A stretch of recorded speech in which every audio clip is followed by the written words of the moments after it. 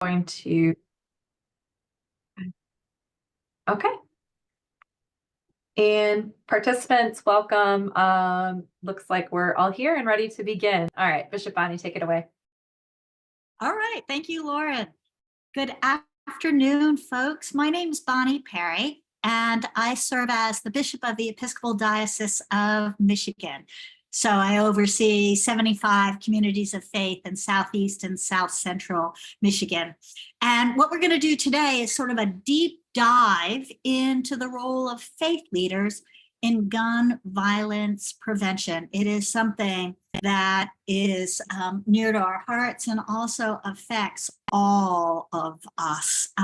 We're ministers, we're rabbis, we are priests, we are pastors, we are chaplains, we're healers, and we're advocates. And I have to say, I'm super proud of the way the Episcopal Church has stepped up in this role.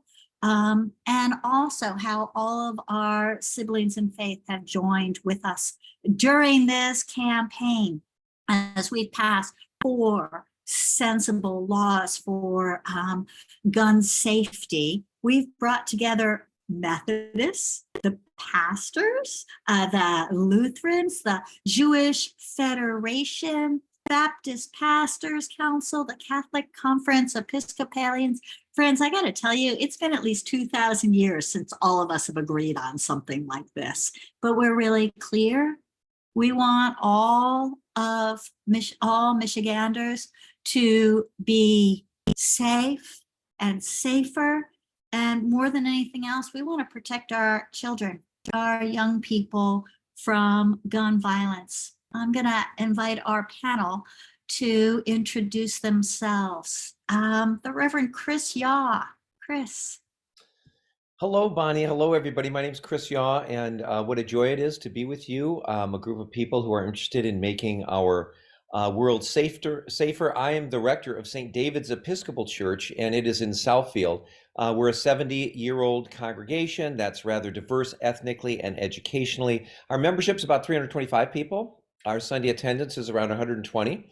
We offer 3 Eucharistic worship services every week, which fuel us to do the work in the community that's centered around usually hunger, homelessness, and Haiti, but more recently around gun safety. St. David's has been called to supply food to our community through a 3-day-a-week food pantry. We feed about 600 people, 600 families a month. We've been called to found a movable shelter scheme 30 years ago, which has since been acquired by Lighthouse of Pontiac, a social service agency with whom we partner. And civil war in Haiti has kept us out of that country for the last couple of years, though we continue to support their work financially and have since directed our efforts towards gun safety initiatives, which I'll unpack for you in a bit. Great. And Rabbi Matthew Zerwekh from Temple Emmanu-El. Tell us more, Matt. Hi, I'm honored to be able to be here and to sit with these very accomplished colleagues. My name is Rabbi Matt Zerwekh. I'm the senior rabbi at Temple Emmanu-El in Oak Park. It's a mid-sized congregation in the Reform denomination. We have a very robust preschool and religious school. In addition to, we have many of our members are in what I would call helping professions, or are in the helping area of their professions. And it comes through in what we do here. Everything from our regular speaker series that bring in folks who are doing the hard work and encouraging us to do the hard work, but also getting our hands dirty. Literally, we have raised bed gardens in front of our building that we tend, and we donate hundreds of pounds of food, of produce to local shelters every year. We do our best to support our community, both the Jewish community around us as well as the wider community, and especially now, safety as well as gun policy is very much on the forefront of the Jewish community's minds. So I'm excited to talk a little bit more about that in a little bit. Great, thank you. We're looking forward to it. And Chaplain Yolanda Stinson. Yolanda, tell us about you and your good work. Sure. Good afternoon, everyone. And as both have stated before me, it is an absolute pleasure and an honor to be a part of the panel, but mostly just to be connected to men and women, both of faith and then those in the corporate sector, and those in the community that have a determination to help bring an end to gun violence and just violence all the way around. But a part of what I do as a chaplain, but most of all as clergy, and it's as a member of the community, I serve as a chaplain with the Detroit Police Department for over 7 years now. I hold the rank of a deputy chief, but that just means I serve a lot. And I am partner and the assistant with the Faith-Based Coalition, which is a collaborative effort of a variety of pastors throughout the Metro Detroit area. And that is led by Bishop Daryl Harris, who will hopefully be joining us soon. But ultimately what we do, we assist with CVIs, crime violence interventionist teams.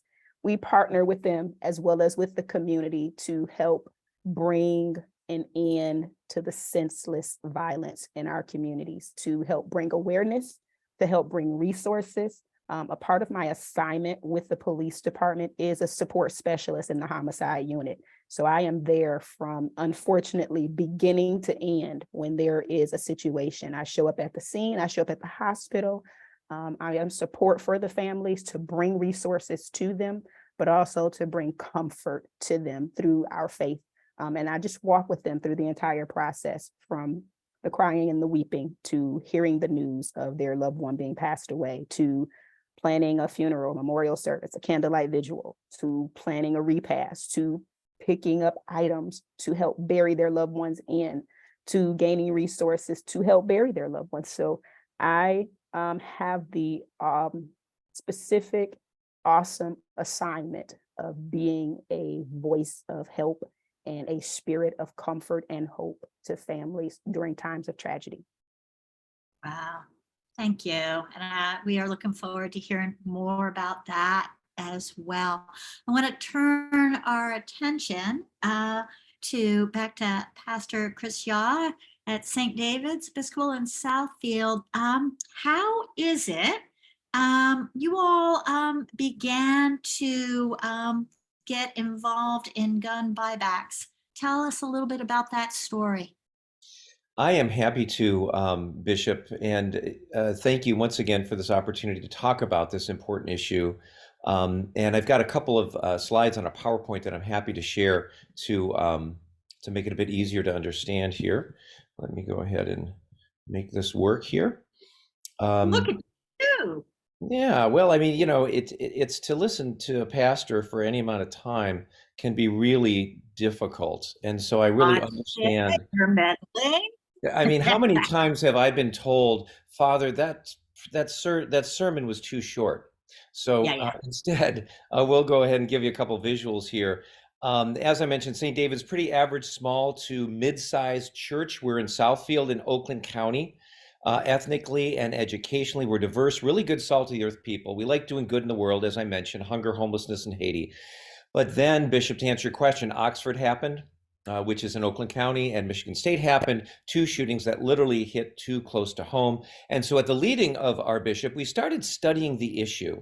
And like a lot of you, we became rather awestruck with what we found. We began with this literal study. We wondered, how many guns are in Oakland County?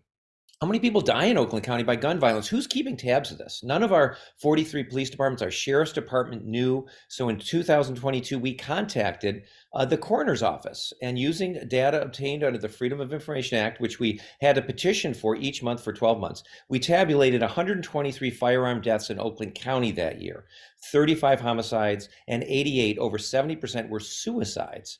5 of those deaths were children. Well, then we took this information from underneath the bushel basket and shined a light on it. We paid a sign company to make 123 markers that highlighted each death. Who was this person? What's their age? What's their ethnicity? What city? What's the date of their death? And then each month in 2022, we would add these placards one by one to this outdoor display on the church's back lawn.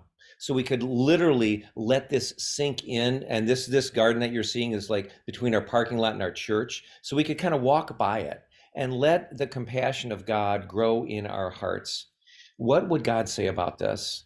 And this spurred us to ask, well, what now? And so we put feelers out into the community. We got wind of an effort by our county to get interested in something that Oakland County had never done, which is a gun buyback. I attended a Zoom meeting with our county commissioners, notably Vice Chair Marcia Gershenson, Commissioner Charlie Cavell, as well as chiefs from those 43 police departments and St. David's. And we were one of 4 sites that was chosen by the county to host a gun buyback. We argued that not everybody would feel comfortable going to a police department with a gun. So a church might serve as a neutral ground and an alternative for some gun donors. So on Saturday, October 22nd, 2022, 23rd rather, in cooperation with Chief Alvin Barron and the Southfield Police Department, along with the Lathrop Village Police Department, we opened the doors, and man, that demand was overwhelming. We gave away 5,000 gift cards in 20 minutes. There was a 2-mile-long line of cars. We collected 117 guns. Even when we ran out of gift cards, people still gave us their weapons. More than half of these were handguns before we had to shut it down. This is not surprising given the fact that there are 1.3 million people in Oakland County and an estimated 1.7 million guns. Well, what we found out is that every one of these 4 sites experienced similar demand.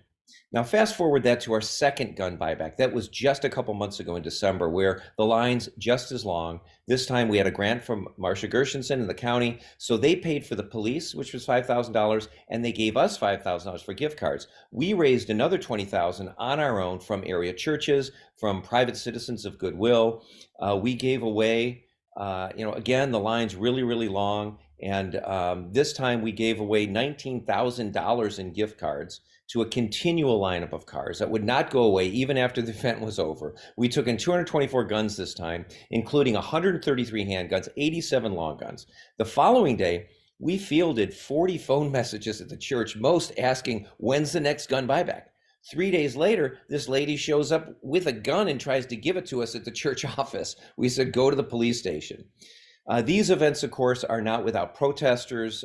Both of our gun buybacks were met by protests. Here's a tent set up in a vacant lot right next to the church. These protesters walked up and down the public sidewalk with signs representing a group masquerading as gun safety organization, offering cash and more gift cards for guns in hopes of purchasing these firearms and putting them back into circulation. They didn't get much business that day. So, why do gun buybacks in the first place? Bit controversial, but here are my 5 reasons. The first, possible decrease in suicides. The rate of suicide by gun in homes that have a firearm present is 8 times higher for men, 37 times higher than women. A second reason is that the leading cause of death in children today, firearms, ready access to firearms doesn't help matters. A third reason, the majority of crimes committed with a gun in the US is with a stolen gun. Now, I'm aware that data regarding the efficacy of gun buybacks in these 3 categories is far from comprehensive or conclusive, but some studies have suggested potential benefits in these specific areas: firearm suicides, accidental shootings, limiting access to firearms for individuals at risk. I've got some citations if you need them. And this is why many people, even some people on this call perhaps, have questioned the efficacy, the effectiveness of gun buybacks. Is this a good deployment of our resources? Can you spend 25 grand and get more, excuse the metaphor, bang for your buck? But let me just suggest a couple more reasons why I think gun buybacks are not a waste of money. Gun buybacks create solidarity among stakeholders. You get politicians and community activists and congregations and private citizens, all who are interested in gun safety, turning out to meet each other in person, to compare notes, and to better organize and energize around this issue. Also, my 5th reason, it keeps the issue of gun safety in the public eye, builds awareness in the community and among stakeholders. You can never imagine what will happen then next. One of the things we learned in collecting these guns, and mind you, we're not talking that many, we're talking hundreds, not thousands, is that it completely overwhelmed our municipal capacity to dispose of them. This is a picture of the Southfield Police Department's secure property room. All those boxes, they look like pizza boxes, those are actually contain guns, and they're labeled and ready for the next stop, but haphazardly stacked on a desk because there's no more room.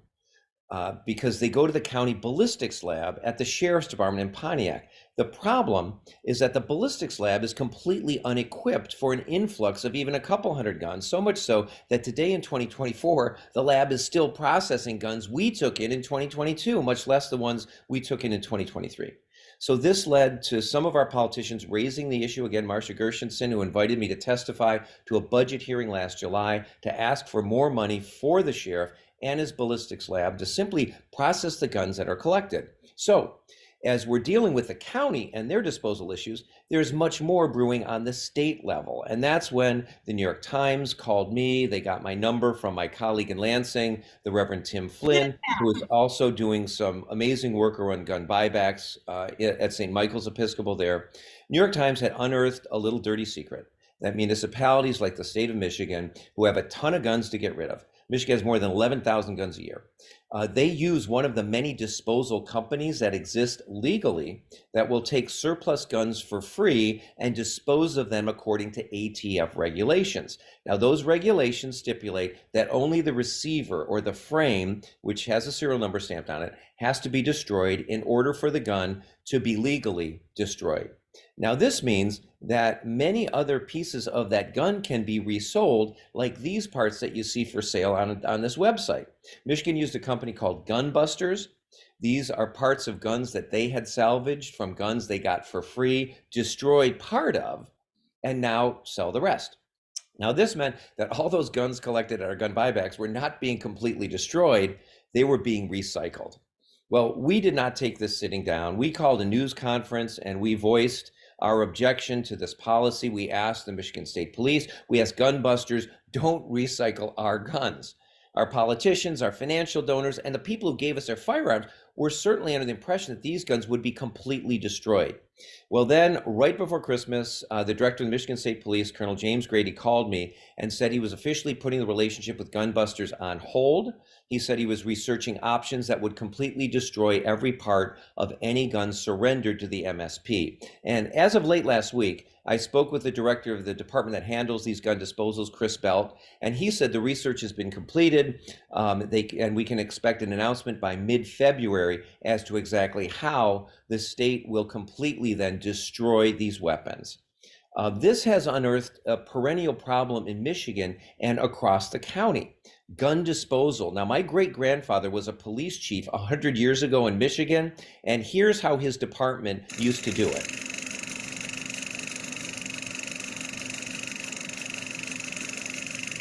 Now that, my friends, is one way to get rid of your guns, but that's not really too environmentally sound, I would say. Gun disposal has turned into a huge problem because we have so many of them. Look at this graph. It shows that our gun stock in the US has doubled in the last 30 years to 474 million guns produced for civilians. That's 1.4 gun per person. One researcher says that at a guesstimated attrition rate of 1%, that still leaves us with 350 million guns. And so what do we do with all these surplus firearms? Well, it depends on where you live. It can pose a serious problem. Blue states, like ours is tending to be these days, have options. Our regulations in the state of Michigan read that you can either stay when you get an unused gun and keep it if you're a jurisdiction or municipality. You can sell it to a licensed firearm dealer, or you can send it to the MSP for destruction. Other states, mostly those with red legislatures, have passed laws making it illegal to destroy guns, and at least 9 states have laws mandating that the police sell seized guns or trade in their own when buying new ones. Officials in mostly blue cities have stopped police departments from selling or trading in old or confiscated weapons, pointing to cases where the firearms resurfaced in crimes.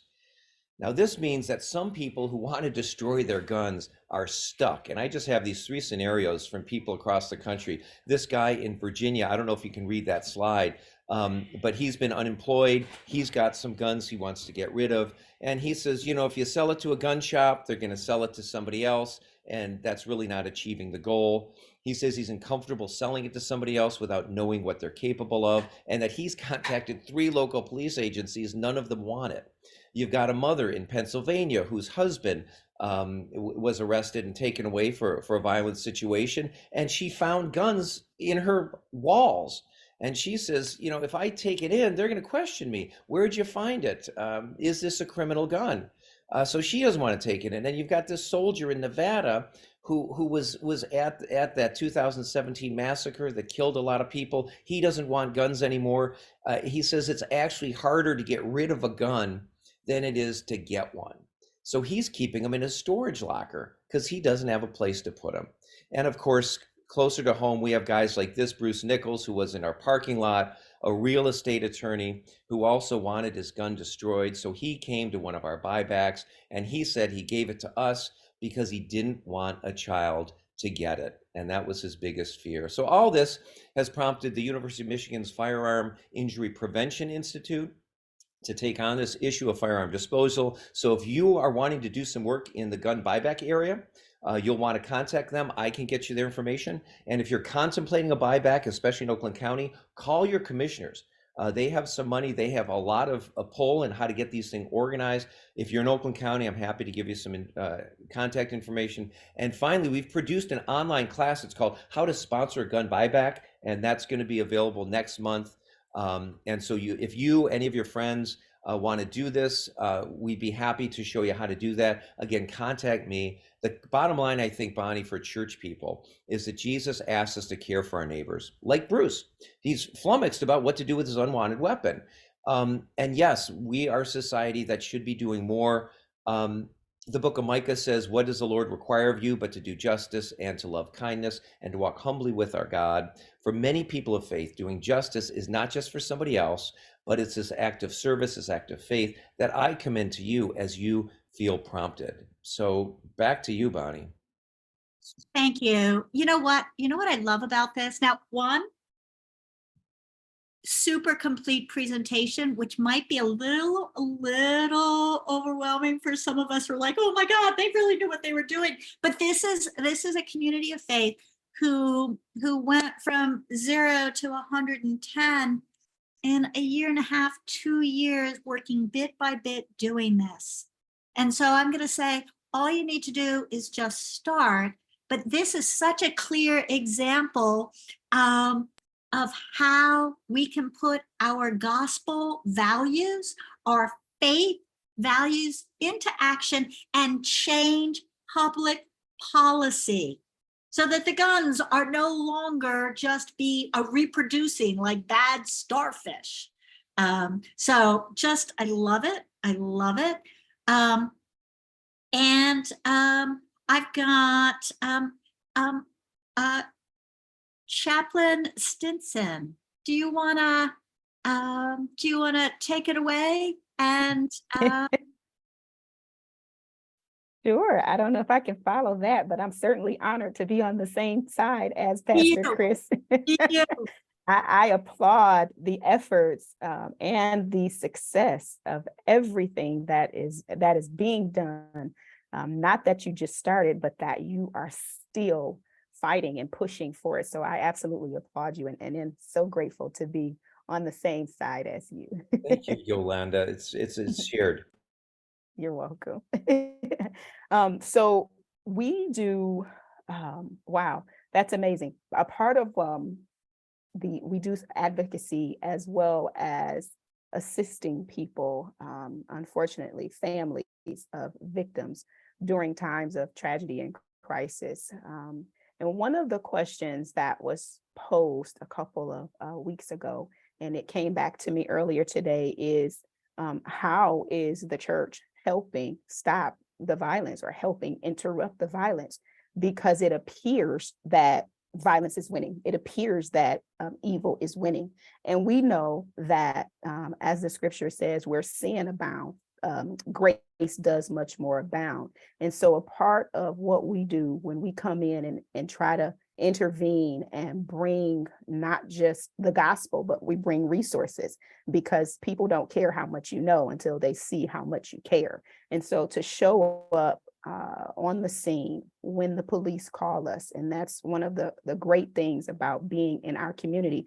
We're in the city of Detroit and we're all over the city of Detroit. But a part of being in the city of Detroit and having partnerships with law enforcement, having partnerships with the community violence interrupters, a part of being there is making the connections, making and building the relationships, making a mark in the community, making a mark in the law enforcement department, making a mark, partnering with everybody in the community, because it still takes a village to help save our city, to help save our community. And so I'm grateful that I can show up to help do that. Bishop Harris is on the call, but he is driving, so we're going to limit him from talking because of the inclement weather, but he is, of course, free to chime in at any time. But it is such an honor to have been chosen for this task. And when I say chosen, I literally mean chosen. They came to me for me to come and be a part of what was going on within the homicide department at the police department. Go ahead, Bishop Perry. I see you have a question. I do, Chaplain, because would you say that your presence is really affecting the level of violence? And so talk to me about how you see that connection and your connections with the community. Sure. I will absolutely say that our presence does make a difference. I will not believe anything contrary to that. Number one, I believe that because when we show up, we're showing up to help diffuse situations. And so we're not showing up in hostile moments with hostility. We're returning love. We're returning love where there is hostility. And we have seen through de-escalation tactics and through just being present, communicating with people, or just being present. No words need to be said. Sometimes just being there and being a face and a spirit of peace and comfort can make a difference. It can change the trajectory of how a scene is going. We've seen it. We've been blessed to be a part of it. And it has caused family members to come back to us and thank us for just being there, because it de-escalated them, which then in turn de-escalated other members in the family, which then in turn de-escalated or brought to a calm other members in the community that were there at the scene. So we've seen it, and I want to encourage anybody, the CVI groups, concerned neighbors, church members, sometimes just being present makes a difference, because if we carry the Spirit of God, Christ in us, who is the hope of glory, if we're carrying the presence of God, sometimes it's our presence that makes more of a difference than our words. And so I believe that our presence makes a difference. When we show up, we're bringing hope, we're bringing light, we're bringing life. Even in the midst of death, we're still bringing life. Wow. There's the blessing we frequently do at the end of an Episcopal service, may the peace of God, which passes all understanding, keep your hearts and your minds, the knowledge and love of God and of God's Son, Jesus Christ. It's like this, your presence, your incarnation in that situation matters. And how we live out our faith values matter.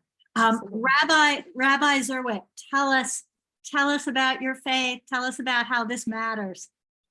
Wow. There's just so much really important work that's being done tangibly. I want to start first by lifting up the voice of a rabbi who I look up to, Abraham Joshua Heschel, who was very much engaged with civil rights and with equal rights. And he, after marching with Dr. King, he came back to his congregation, and someone asked Dr. Heschel, Rabbi Heschel, when you were down there, when did you have a chance to pray? And Rabbi Heschel said, while I was in Selma, my legs were praying. He was praying with his actions. And so this is some of the most powerful and beautiful prayer that I've seen. So I just first want to lift that up. It's holy and it's important. So there are two different places I want to talk about. First, as the leader of a congregation, a temple. We have known for a number of years that with the rhetoric, heightened rhetoric around the political sphere, it tends to get people whipped up, and often folks who may not have their full faculties. So, for example, we've seen, we saw the attacks at the Tree of Life Synagogue. Right, not that long after that, there was this terrible hostage situation in Colleyville, Texas. Before even the most recent events that have affected, the faith world, we've been aware that we've had to be watching out for threats, but not simply just rhetoric, but from rhetoric that's turned into something by someone misguided who has the ability to do some terrible things, perhaps without even their awareness, or even with awareness. With the pull of a trigger, they can impact so much more than simply scrawling graffiti, for example. Even more so now, since October 7th and the awfulness that's happening in Israel and the Palestinian territories. The rhetoric around that has turned, not only it's no longer no longer political, it's religious. And it's no longer Israel and Palestine, it is Jews and Muslims, and it's gotten quite heated. And the rhetoric around much of this, I've said before, the Jewish community is like the canary in the coal mine. Where hate begins, we know that we're on our way. It will be on the way to the Jewish community, and it won't stop at the Jewish community. In fact, many of you, if not all of you, are probably aware of the German pastor Martin Niemöller, who wrote, first they came for the socialists and I didn't speak out because I wasn't a socialist. Then they came for the trade unionists. I did not speak out because I was not a trade unionist. Then they came for the Jews. I did not speak out because I was not a Jew. Then they came for me. There was no one left to speak for me. We know that we are on the list. We're not the beginning. We're not the end. But it has caused the Jewish community to have to invest in serious security that costs eye-watering amounts of money, which is has caused us to have to reprioritize things. Instead of being able to reach out, we have to worry about making sure that we're safe within, particularly congregations like my own that have 2 schools within them. We have to really invest in security. But also within the Jewish community, organizations like the Jewish Community Relations Council and the American Jewish Committee, on whose behalf I'm appearing a little bit today, their advocacy is so important because this is a problem that affects Jews and Gentiles. It affects men and women. It affects folks who are interacting with anxiety and depression, which is higher than at any time in this country. And the solutions for that, or the believed solutions for those, are often awful when they're with a handgun or with a firearm. They're irreversible. And before there's able to be help, there's often a solution. And if it's a firearm in the home, we know what that leads to. And so with the threat that we understand to our own individuals, my members, my congregants who are interacting with their ideas of personal safety and as well as mental health. And as we see this rhetoric, this hateful rhetoric that's going around that seems to want to exclude so many and seems so so targeted. It's almost like it goes from being an individual, upset individual making an individual decision about an individual gun. And now I think what we're seeing is this is structural. And that so often our anti-government groups is super on the edge groups are now kind of overlapping with some of the gun extremists. And, Absolutely. and we're trying to get in place laws that are going to limit this kind of extremism. Absolutely, especially for the last, the Tree of Life attack, as well as the Colleyville hostage situation. There was an impetus to this, that they wanted to create some sort of awful change. Similarly to attacks with guns on churches, there's a desire to create a larger situation, and there seems to be a belief that with a handgun and with enough dead innocent people, there would be some sort of violent reaction to it. Seems like there are folks who want to inspire something worse by their actions, and with the ability to get a gun so easily, and to be under the radar with unregistered guns, it increases the risk to all of our communities beyond what I think we should be putting up with. Judaism says pikuach nefesh, the number one tenet in Judaism, number one commandment, is protection of life. So when we hear folks, gun rights advocates, saying that gun rights are the number one priority, in Judaism, that's foreign, because the number one rule for us is saving life, protecting life. Almost anything else comes secondary to the safety of life. Yeah. And so when we talk about guns coming before other things because it's somehow in the Constitution as sacrosanct, it's so foreign to us, because we have to be able to live and be healthy in order to do any of the other things. So, everything seems to be in tension. Yeah, it's a time. But it is a time for people of faith to be in hope and to continue to act. And I see that Bishop Harris is continuing to act, but he stopped driving. So I'm happy about that. Bishop Harris, sir, could you tell us a little bit about your ministry? I'm delighted that you could be with us in the midst of the snowstorm. Yes, and thank you all so much for having your patience with me. I'm literally leaving some work that I'm doing at our county jail system to go to another work that we're doing with the Detroit Police Department through Ceasefire. So I'm kind of in the midst, but this is such an important topic, and I'm so grateful to be a part finally of literal faith-based, institutions who are beginning now to see their role and their part more and more in this vital work of gun violence and safety for humanity. So I heard a question earlier concerning that Chaplain Yolanda was speaking on, concerning just the impact that churches are making, and can we see that noted impact with just our presence? And I wanted, on top of that, just place, because it kind of gets into and leaks into what we really do. That presence is important, because one of the things that we don't look at when we're talking about ending gun violence is we don't look enough at the perpetrator and the harm and the violence that might have been enacted against them that kind of causes them to become the victim, which then acts out, correct? So in that aspect, when you look at the perpetrator of gun violence being a victim themselves, well, how do you minister to that?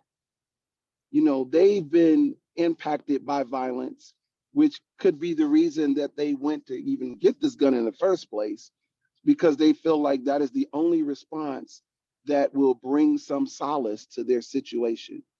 And so largely on our end, showing up at a scene is important, and dealing with the victims are important, because you end what may be known as retaliation. It plays directly into that end. A lot of times when you hear of one person being shot, many times that's the result of another shooting that took place before it, which is a shooting that took place before it. As I've been involved in this work, what we're starting to see is that these are becoming generational fights, generational violence that's going on and being perpetrated between two families, sometimes inner families, right? And so I think that where we play a part, the church plays a part largely, is that on the prevention end of it, of course, we continue to reach out, share the love of Christ with people, share the love of God with people, and live out, as you said so eloquently, the tenets of our faith, the tenets of that peace, right, which passes all understanding, all of those things that you said. And on the preventative end, we just got to keep putting stock into it. I think on the other end of that is the intervention end, which a lot of times I've run into churches that said we want to be involved, but we just don't know how to get involved in that piece, right? And I think that it takes that building relationships with your police department, but even more so than that, persons who attend our congregations and who are parts of our temples and our masses and things like that, we don't know who they know. And a lot of times, maybe the persons that we're trying to impact the most to change their narrative on gun violence, they may not be in our sanctuary, they may not be in our temple, but they may know the person who is in our sanctuary or who is in our temple. And so a lot of times it's just talking to the people in our congregations, in our temples, in our settings and saying, hey, what's going on your block? What's happening with the people that you know that don't attend sanctuary, that don't attend mass, that don't attend temple? What's going on with them? Because a lot of times in our sanctuaries, our congregations, people don't know that they're the ones also that the love of God is ministered to. It's not just us as leaders, spiritual leaders. It's coming through them as well. So I'll end my soapbox there and just say a lot of what we do is attend to the actual victims, providing those resources.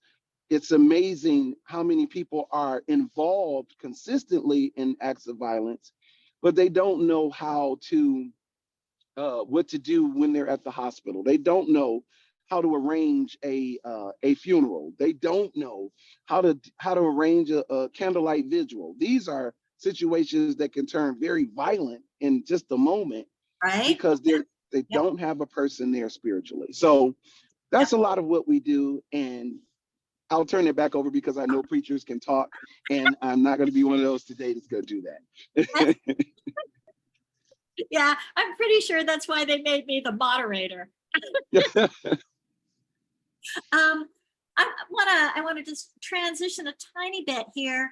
When you're thinking about it in your communities of faith, what tensions do you experience around issues of gun violence, gun laws, the politics of guns? What are you seeing? How do you deal with it? That's a very good, very, very, very good question. Because I believe that as faith leaders and people of faith, we set the balance. And so all of those issues touches. One of the things that I end up dealing with the most is walking that fine line with politicians, with maintaining my faith beliefs as it results in that, and also continuing to walk with the persons who are experiencing this type of violence in the midst of perpetrating this type of violence. And then the police department, everybody has a different view of what it's going to take to bring gun violence to an end. And sometimes because our faith is not looked at as a tangible fighting force in that area, most people just look at it as, hey, you lock people up, or you go back at them, or it's got to do with the politicians. And so our faith is oftentimes counted as something that's very much, oh, you guys over there, we'll just bring you guys in when it's time to just love people. And, but then they'll ask you, what's the missing piece? We're telling you what the missing piece is. The missing piece is faith and love and joy and a true understanding of peace that passes understanding, and mercy and forgiveness. These are spiritual concepts that you all want to learn, and you can't take them away. They're tangible. And so that's been the biggest fight for me. I'll let others answer, but. What about you, Rabbi? The tension. biggest thing that we wrestle with, to be honest, is the response to fear. As anti-Semitic rhetoric has gone up, I have preached over and over that we can't simply let that turn us inward and to close off our walls. We need to continue to reach out, even if it's uncomfortable. But the other piece is, out of fear, folks are coming to me and saying, Rabbi, I want to buy a gun. For the first time, there are people talking about buying guns because they don't feel safe. Yeah. And trying to fix that belief that more guns equals more safety. But also what we do in the face of that fear, how we acknowledge the fear and live with the fear without reacting to do something that would create a bigger problem later on. Yeah. What about you, Pastor? I think, Bonnie, it's got to do with the significance. I mean, there are, sure, we take a couple hundred guns back, but there are 1.7 million guns in the county. And is what you're doing actually making a dent? Is this problem just too big? And what are you doing as a faith community? It's not in your ball. Why are you in this sandbox? We're not making a dent. The money's not being spent well. I had one person say, it's like you're trying to move a mountain with a spoon. And I thought about it and I said, well, what mountain ever didn't get moved if somebody didn't start with a spoon, right? So every little bit that we do, we've got to believe. And I think as a faith leader, I think means something. And so I think insignificance is a big barrier that we can't do enough. It's a major problem, and major problems need major answers, when the reality is that any major problem is a million tiny little answers. And so trying to get that across, I think, is a challenge. Yeah. Yeah. Chaplain, do you have any thoughts? I do. I do. Just wanted to, one of the pieces, both to kind of chime in and tag on with what each of the three gentlemen have said, the fear of, because in our congregations, we welcome everybody in our temples, and we welcome everybody. And so the fear of welcoming in those who have offended, those who have been previously incarcerated, and they are now weapons carriers, maybe legally or not. But the reality is it's there. And so educating people, being an advocate for people on all sides, being a mediator, being what I like to call an intercessor, interceding and mediating between everybody so that we can all come to one common cause, one common goal. How do we live in peace? How can we continue to live in peace for us so that the children we're raising can fight even more to live in a better space and a better place of peace? And so it takes a lot. Again, it takes a village. I know I said that at the beginning, but it takes a village, not just to raise a child, but it takes a village to live. Yeah. It does take a village. And I think about our world in the polarization that's happening. And I think about communities of faith are places where you can transcend some of that. But we're also, and work with me here, I think we're also living in a time where there is a decline in attendance in communities of faith. I think we're seeing that. We're seeing that in mainline Protestantism, the Catholic Church. We're seeing it. You could tell me, Rabbi, but I believe we're seeing it in our temples. It's everywhere. Yeah, absolutely. And in our mosques. And so what do you think? Here's my hope.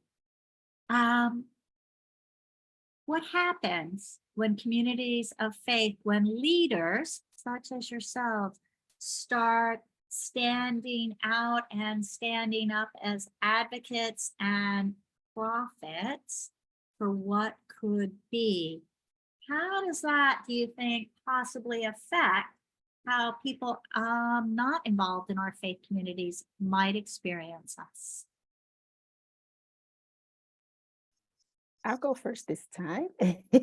No, Rabbi, go ahead. Oh, no. You got it, Chaplain. Rabbi second. I am just a major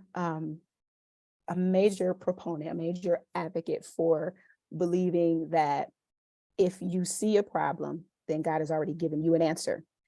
And if you have an answer, a part of my faith, the Bible says the answer is with those that fear the Lord. And so when we have the answer, when we are not afraid to share that answer, and I love the quote that Pastor Chris put in the chat previously: injustice anywhere is a threat to justice everywhere. Dr. Martin Luther King was just not afraid, chosen for what he did, and several others chosen for what they did, and they were not afraid to share the answer. So when we are brave enough, courageous enough, and know that we're confident enough that we have the answer, it doesn't matter where we're standing.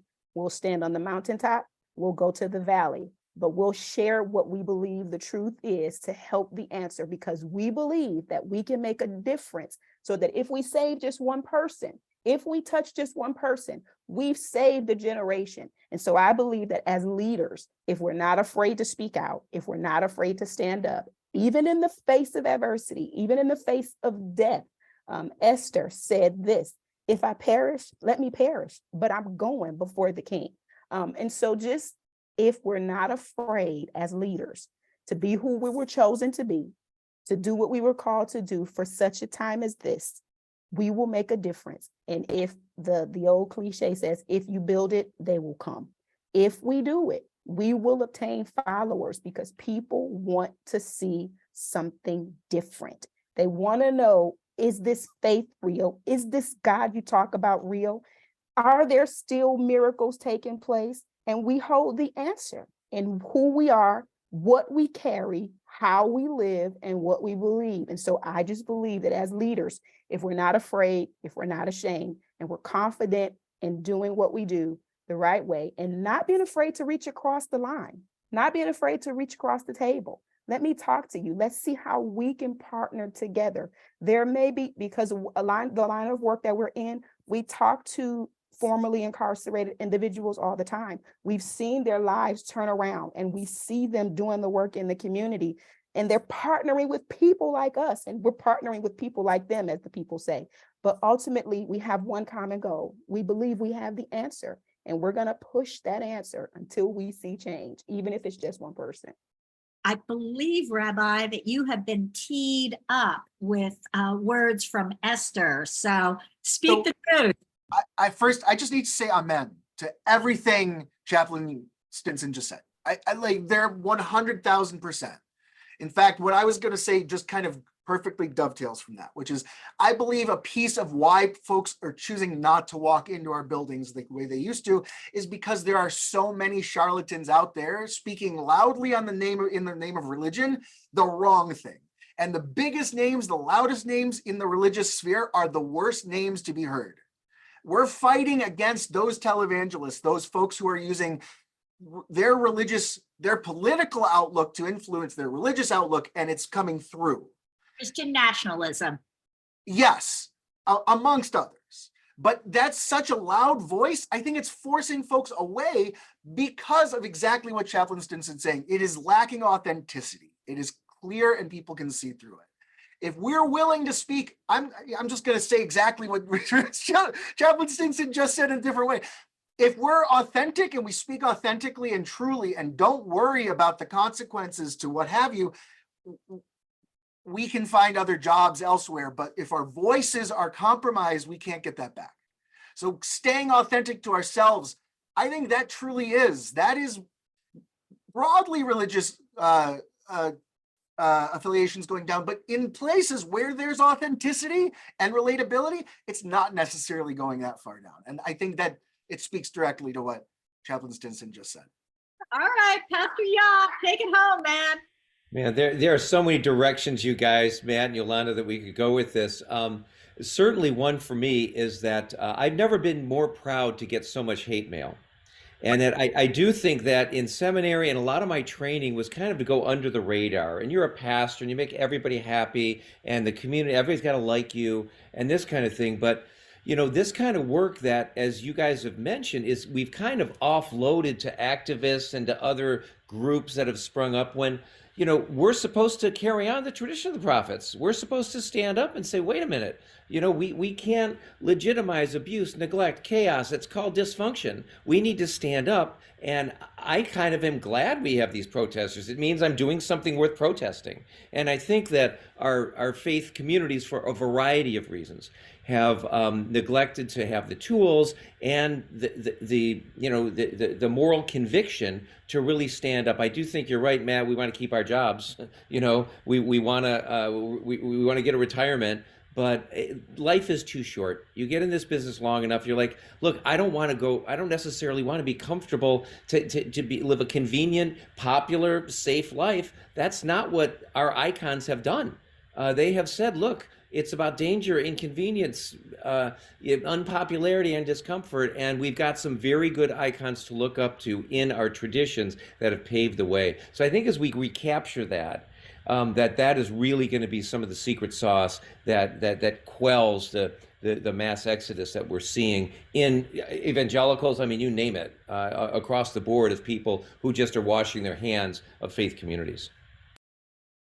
Yeah, no, I think authentic to God's call and the movement of God in the midst of us.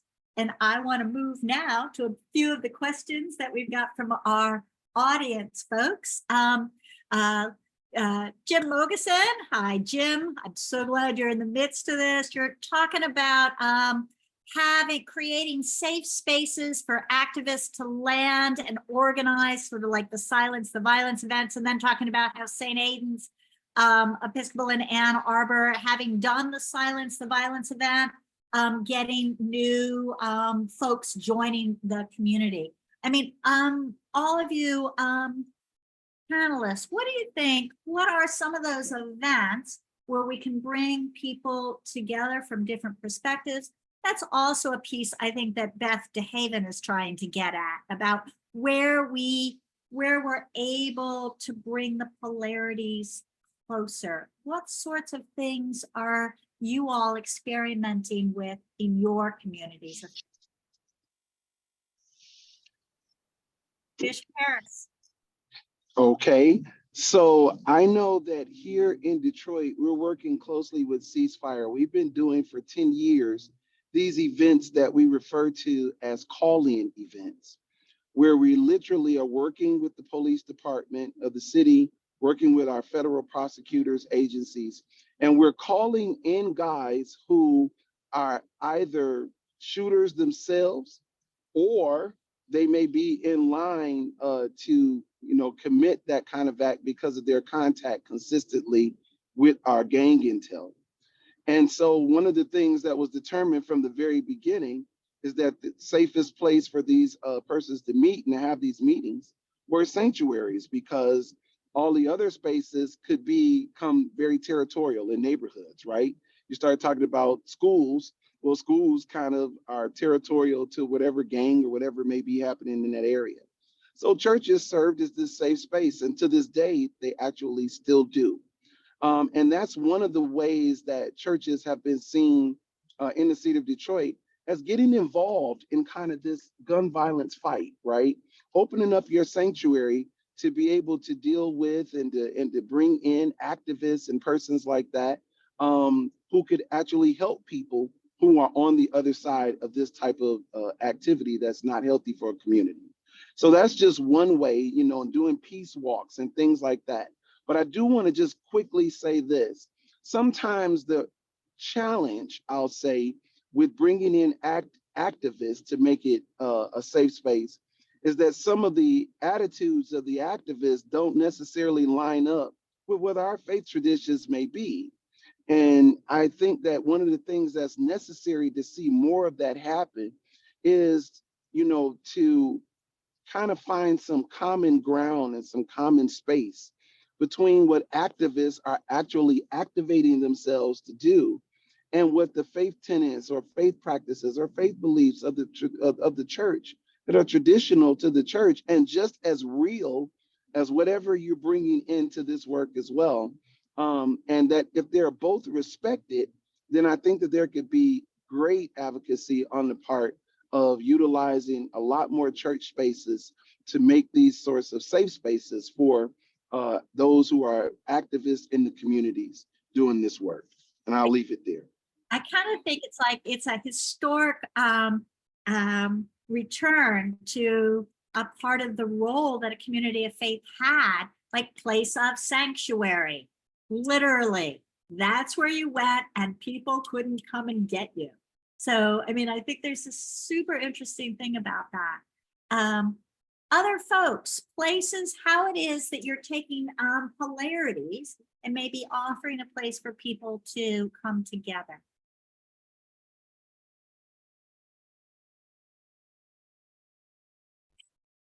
I can go for a minute. There's been a lot in the Jewish community that has required a lot of unpacking, and there's this beautiful concept in Talmud. Elu ve'elu divarim Elohim hachayim. So it's an argument between rabbis, any argument. They both can have correct opinions, even if one is the opinion we listen to. So not necessarily teaching Talmud, but teaching that just because someone has a different opinion of something doesn't mean that they're our enemy, they're bad.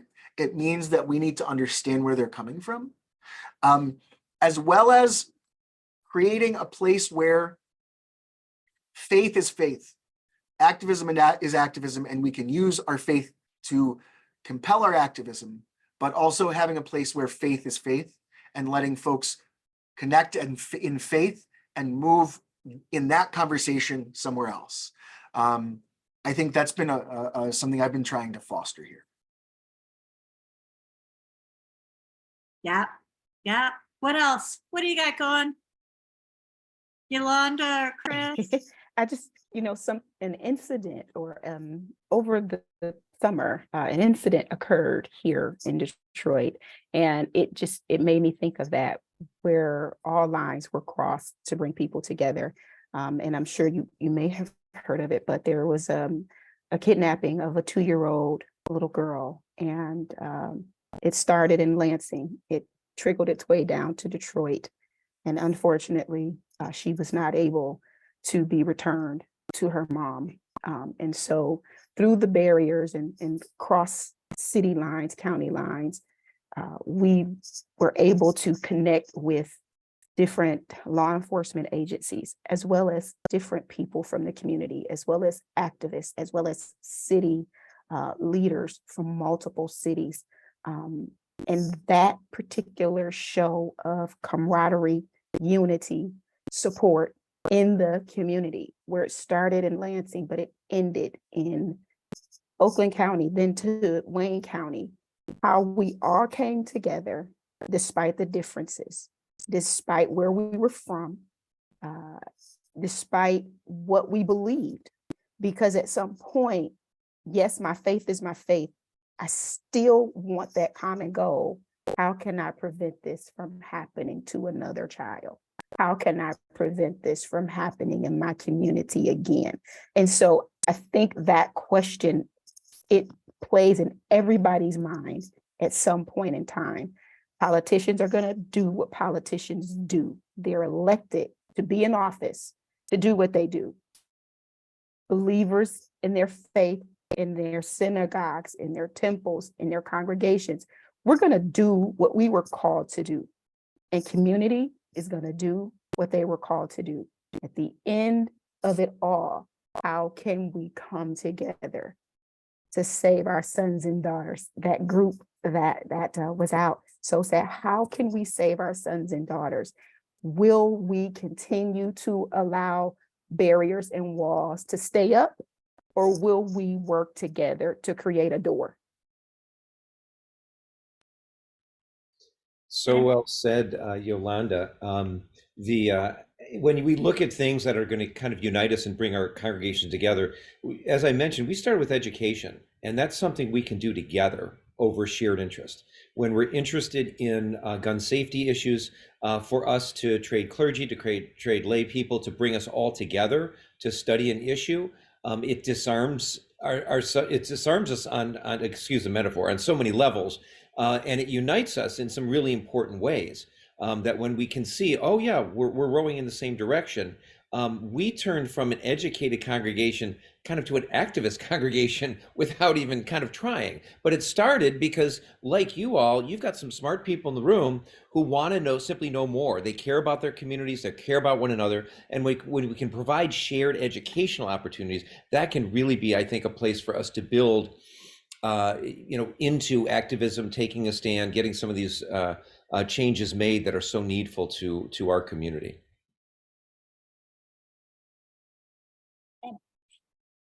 And that transformation, it just feels to me like it is reading the context and understanding that this is what the times call for. Yeah. Do we have other questions? If you put them in the chat. I apologize. I have a puppy that just got out of his area. And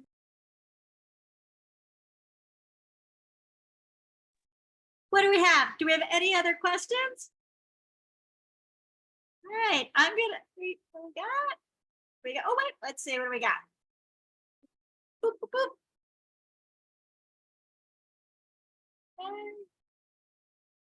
All right, I'm not seeing folks. I'm gonna invite our panelists.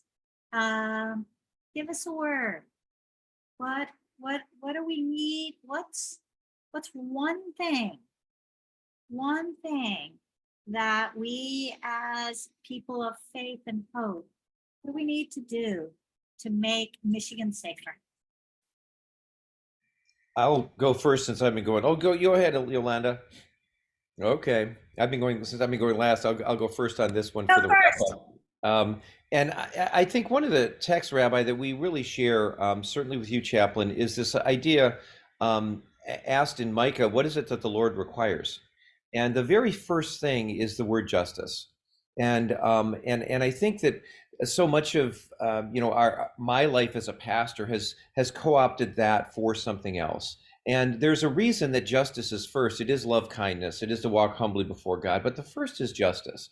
And I think that as people of faith who have seen how our positions, how our work, how our congregations, how God has worked to bring about justice through the meager things that we offer, need to serve as a real inspiration and a reminder to reclaim the truth of that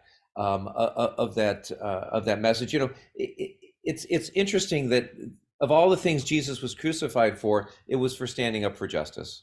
That over and over again we see that justice, as in terms of the Christian tradition, and look at Moses, these were people who stood up for doing the right thing. And as we do that, I think we not only regain our relevancy, which to me is secondary. Primarily, it is welcoming the kingdom of God, the kingdom of Shalom into this world and doing what we can to act like it's here, which is to pave a way for peace. And certainly with gun violence and gun safety, this plays a huge role. So that's what strikes me, Bishop, is this idea to reclaim justice.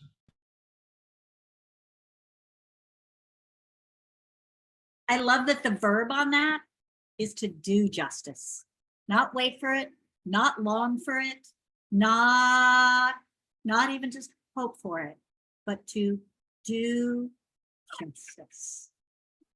All right, Bishop Harris, what do you got? What's the word? I promise you that the pastor just took every word that I was going to say, and that's not a cop-out. That's a reality. I am so in agreement that it's just time for us to focus on the steps of justice and how God can use us as instruments to bring that to fruition and manifestation in the earth realm. The kingdom of God, Christ often talked about, he says it's in you and you make it alive in the world. And every time we sit back in our congregations or our churches or our temples, and we try to act as if the world is not going on around us, while we're in our worship services, I think that it is a disservice and a discredit to the truth of whether or not we are really advocates and participants in the kingdom of God. And so just becoming active in that, learning more about the justice of God, and being willing to say, God, I am that vessel. My church is that vessel. We are the vessel. If we don't, who will? Right? If we're not going to go, who's going to go? And I think that I also agree with him in the terms of relevancy. I think that sometimes we're fighting for relevancy, and and that causes us to lose the battle because it's not the truest fight. If you do what you're supposed to do, then you will be relevant. And so, we're seeing a lot of different places and a lot of different faith-based institutions. Really, the fight for relevancy is causing them to be irrelevant because they're trying all the things that they think are popular or whatnot. And what the world is really calling for is that justice, as Chaplain Yolanda has placed it so many times.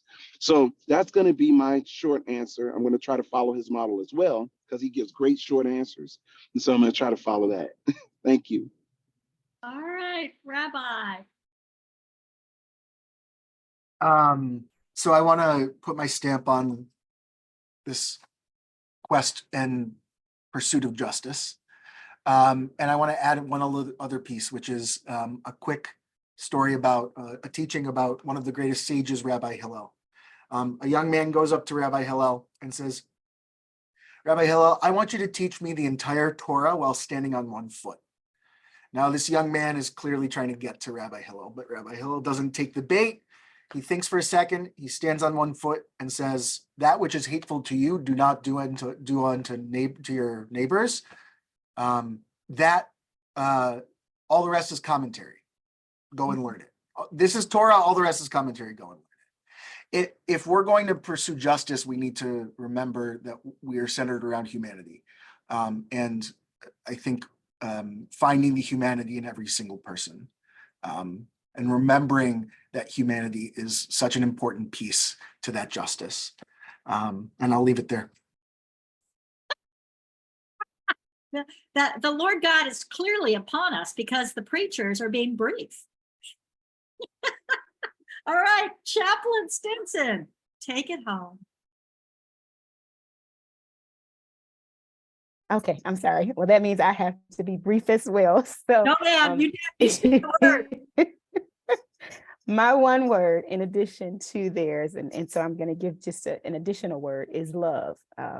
The scripture says that if I speak all of these eloquent words and if I do all of these amazing things, and I'm paraphrasing, if I do all of these things, but I have not love, or I display not love, I'm just making noise. I'm a tinkling brass and a clanging cymbal. Love or charity, it suffers long. It bears up under all things, it believes all things, and love never fails. And a part of our foundational belief for our faith is Jesus said that God so loved the world that he gave his only begotten son. And so in our faith of helping build our communities, our foundation has to be love. Do we love the community? Do we love the people?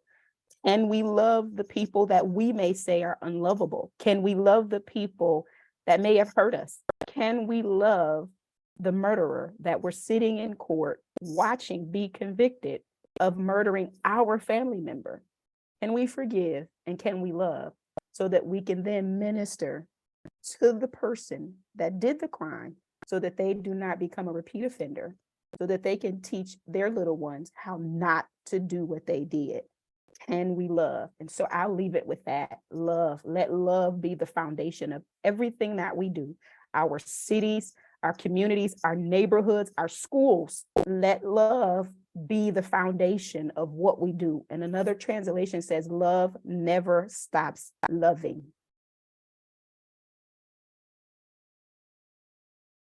Amen. Hallelujah. Thank you. very, very much. In a world that is fraught and frail, you have each offered me hope. Making a difference, friends. Making a difference. All of you, thank you so much for being with us for this really, truly blessed moment. So, yay, keep up the good work. End gun violence, Michigan, lots of ways to get involved, friends. And we're looking for you. We'll welcome you. We want to learn from you. Cheers. Bye. Thank you. Bless you all. Be safe, stay warm. Have a great day. Thanks. Go on backstage.